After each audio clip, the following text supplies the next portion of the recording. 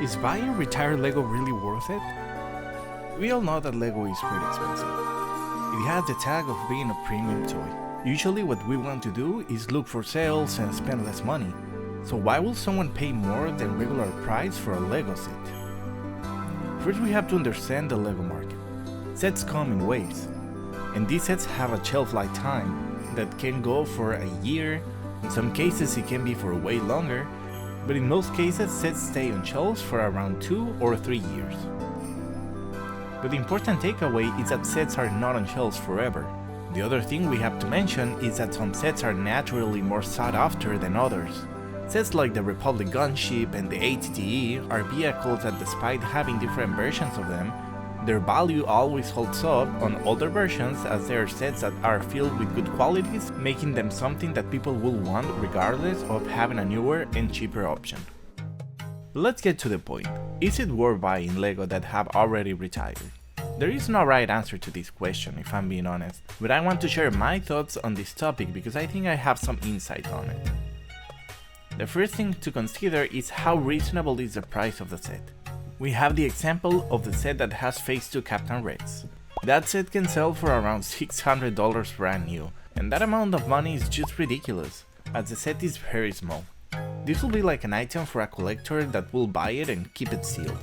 At the time this video was recorded, it has been 10 years since the release of that set, which is another factor that plays into how much people will charge for it.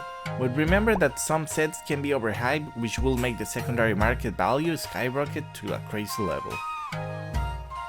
The next thing to consider is if the set you want is likely to come back. Let me give you an example of that. In Star Wars, we have sets that are basically the same, as we might see ships that are re-released very often, as Lego understands that certain things should always be available for all the new fans that get into the hobby every year. Sometimes it might not be worth paying a crazy amount of money if you know that a new version will come out and be way cheaper.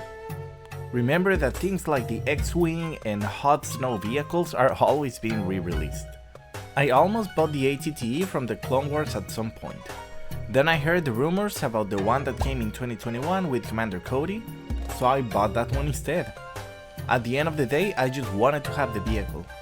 And the exact same thing happened with the Republic Gunship this year.